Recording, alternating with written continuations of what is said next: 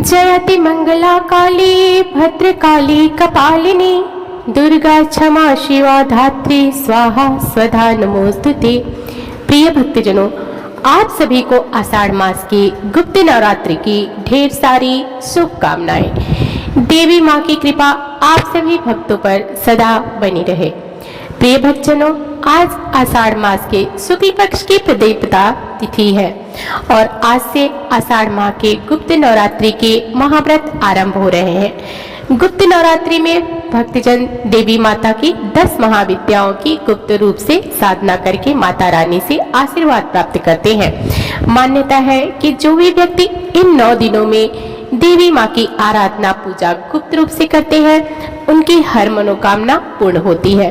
तो प्रिय भक्तजनों, आज मैं सुना रही हूँ आषाढ़ मास के गुप्त नवरात्रि के प्रथम दिन सुनी जाने वाली गुप्त नवरात्रि की बड़ी ही दुर्लभ पौराणिक कथा।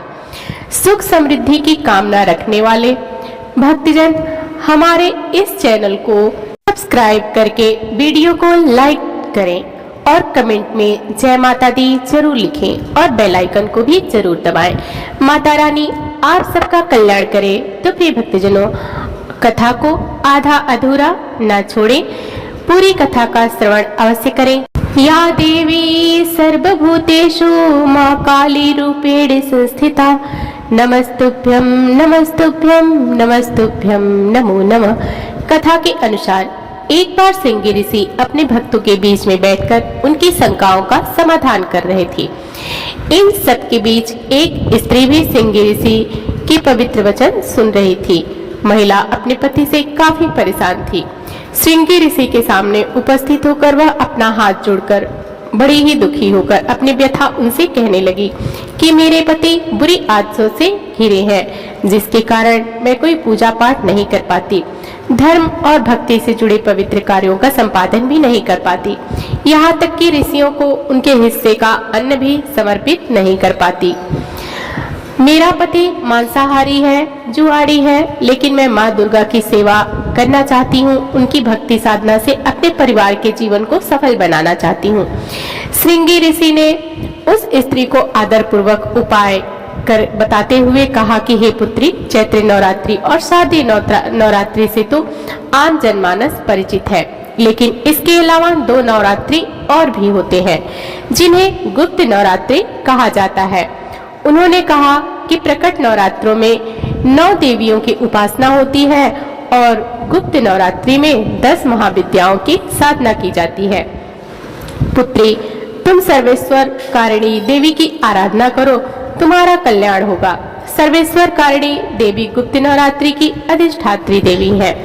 इनकी पूजा करने से भक्तों की सभी मनोकामनाएं पूरी हो जाती हैं। अभयदान से अपने भक्तों की सभी मनोकामनाओं को पूर्ण करने वाली गुप्त नवरात्रि के दिनों में सर्वेश्वर कारिणी देवी की पूजा को बहुत ही पवित्र और महत्वपूर्ण माना जाता है। श्रृंगी ऋषि ने कहा कि जो व्यक्ति कभी भी पूजा पाठ नहीं करता और लोभ वासना के अधीन रहता है, ऐसे व्यक्ति यदि गुप्त नवरात्रि में माँ भगवती की पूजा करता है तो उसके जीवन में और कुछ करने की आवश्यकता नहीं। प्रिय भक्तजनों, श्रृंगी ऋषि के वचनों का पालन करते हुए महिला पूरी श्रद्धा से गुप्त नवरात्रि की पूजा करने लगी। माता भगवती उस पर प्रसन्न हुई और धीरे धीरे उसका जीवन बदलने लगा और उसके पति के सभी बुरे कार्य छूट गए। गुप्त नवरात्रि में माँ भगवती की पूजा करने से उसके जीवन में सुख समृद्धि का पुनः संचार हो गया। वह आनंद पूर्वक अपने पति के साथ जीवन व्यतीत करने लगी। इस गुप्त नवरात्रि की 10 देवियां हैं, जिनका नाम इस प्रकार से है। पहला दिन माँ काली का होता है, दूसरा दिन माँ तारा का होता है, तीसरा दिन माँ त्रिपुर सुंदरी, चौथा दिन माँ भुवनेश्वरी का, पांचवा दिन माँ छन्नमस्तिका का और छठा दिन माँ त्रिपुर भैरवी, सातवां दिन माँ धूमावती, आठवां दिन माँ बगलामुखी, नौवां दिन माँ मातंगी और 10वां दिन माँ कमला। तो प्रिय भक्तजनों, आज नवरात्रि का पहला दिन है। तो सर्वप्रथम आप सुनेंगे भक्तों की रक्षा करने वाली माँ काली की बहुत ही अद्भुत अनोखी कथा। सुंदरपुर नामक एक बहुत ही सुंदर नगर था।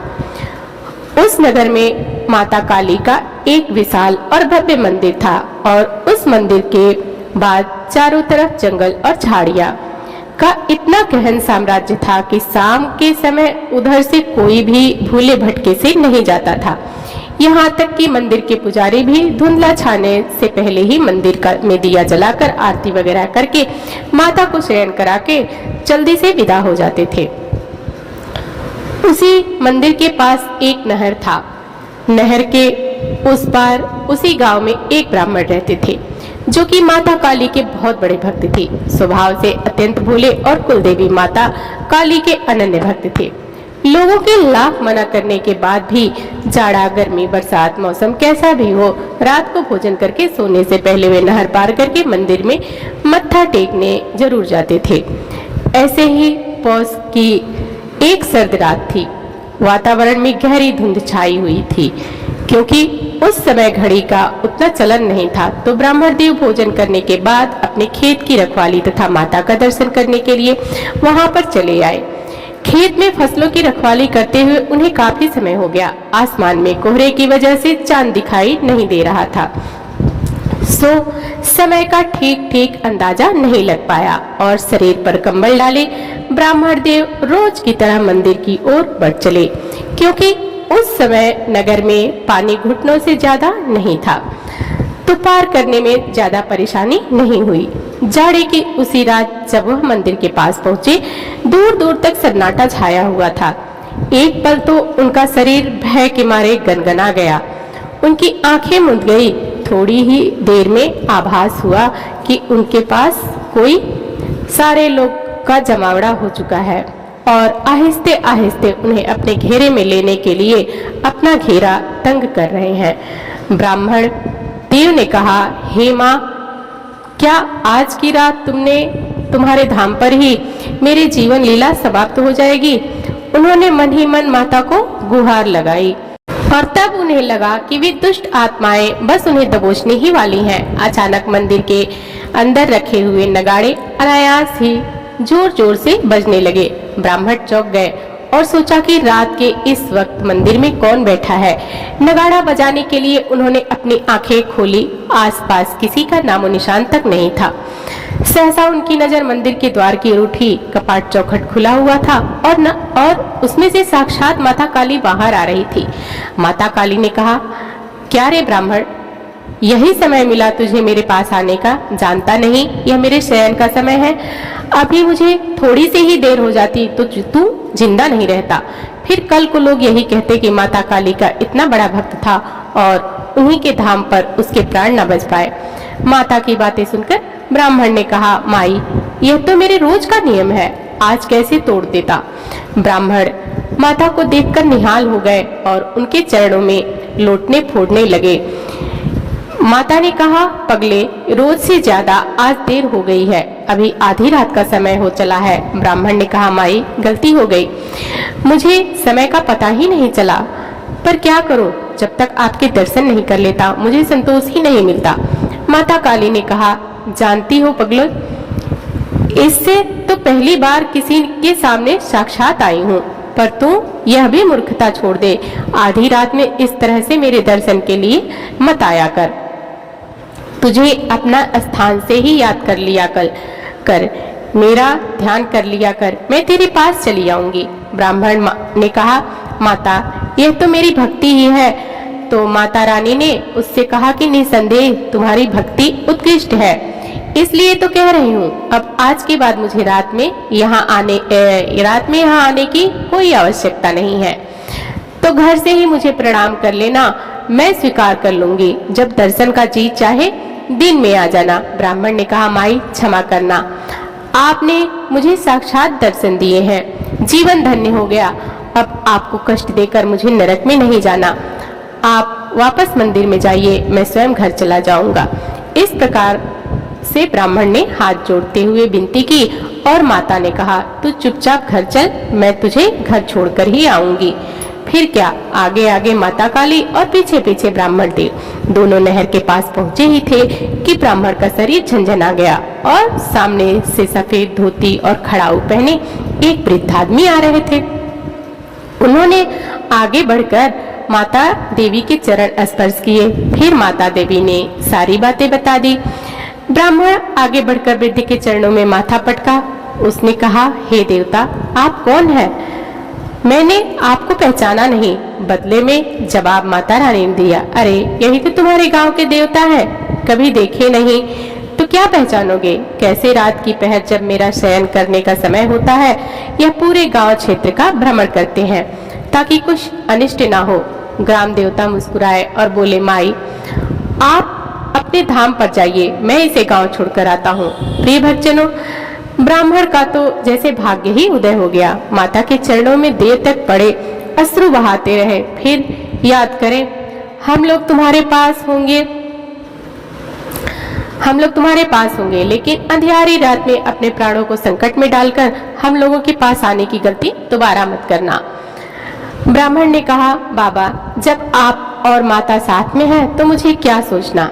इससे प्रसन्न होकर ग्राम देवता ने कहा, इसे निर्दोष विश्वास ने तो तुम्हारी रक्षा की है बच्चे, लेकिन इसका यह अर्थ नहीं कि तू अपने प्राण जानबूझकर संकट में डाले।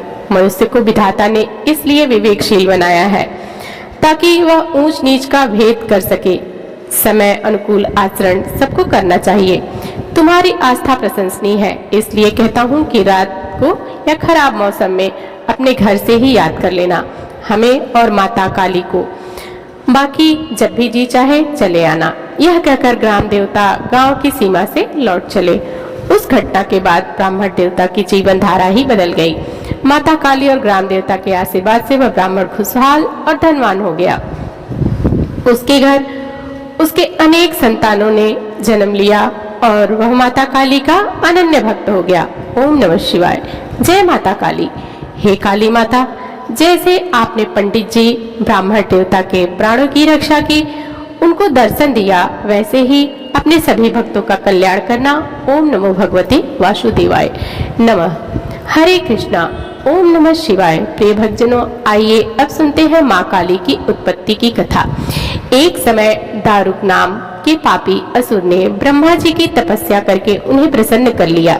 ब्रह्मा जी से पाए गए वरदान के कारण दारुक अत्यंत बलशाली हो गया। वह देवताओं और ब्राह्मणों को परेशान करने लगा। वह उन पर अत्याचार करने लगा और धार्मिक अनुष्ठान यज्ञ बंद करवा दिए और स्वर्ग को चला गया। सभी देवता विचलित होकर ब्रह्मा जी और विष्णु जी के पास सहायता मांगने के लिए चले गए। ब्रह्मा जी ने बताया कि दारुक का नाश सिर्फ स्त्री के हाथ से ही हो सकता है। सभी बड़े बड़े देवता भी उससे युद्ध में हार चुके थे। अंत में अब निश्चय किया गया कि दारुक का वध भगवान शिव की पत्नी माता पार्वती करेंगी। भगवान शिव ने अपना नेत्र खोलकर भयानक और प्रचंड महाकाली को जन्म दिया। उनका शरीर काले रंग का था। माता काली के माथे पर तीसरा नेत्र और चंद्र रेखा थी। उनके हाथों में त्रिशूल और कई प्रकार के अस्त्र थे। महाकाली के प्रचंड रूप को देखकर थरथर कांपने लगे और वहां से भागने लगे। युद्ध में दारुक महाकाली से पराजित हुआ और इस तरह उस दुष्ट का अंत हुआ। महाकाली के भयानक रूप से चारों तरफ अग्नि की भयानक रूप लपटें उत्पन्न हो गई। महाकाली के क्रोध को भगवान शिव ही रोक सकते थे, इसलिए उन्होंने एक बालक का रूप लिया। भगवान शिव श्मशान पहुँचे और वहाँ बालक के रूप में लेटकर रोने लगे। छोटे बालक को देखकर माँ काली का क्रोध शांत हो गया। उनके हृदय में ममता भावना जागृत हो गई। उन्होंने शिव रूपी छोटे बालक को उठाया, अपने स्तनों से दूध पिलाने लगी, इसलिए उन्हें कहते हैं शिवाधात्री। इससे शिव जी ने उनके क्रोध को पी लिया। इस प्रकार महाकाली का भयानक और प्रचंड क्रोध शांत हुआ। इसके बाद महाकाली मूर्छित हो गई। उन्हें होश में लाने के लिए भगवान शिव ने तांडव नृत्य किया। होश में आने पर वे पुनः माता पार्वती के रूप में आ चुकी थी। माता पार्वती भगवान शिव का नृत्य देखकर नृत्य करने लगी, जिसके कारण उन्हें योगिनी नाम से पुकारा जाता है। एक बार सभी प्रेम से बोलिए जय माता काली की। हर हर महादेव। ओम नमः शिवाय। तो प्रिय भक्तजनों, आज की कथा यहीं पर समाप्त होती है। कथा अच्छी लगे तो हमारे चैनल को सब्सक्राइब, वीडियो को लाइक और शेयर जरूर करिएगा। मिलते हैं अगले दिन अगले वीडियो में। धन्यवाद।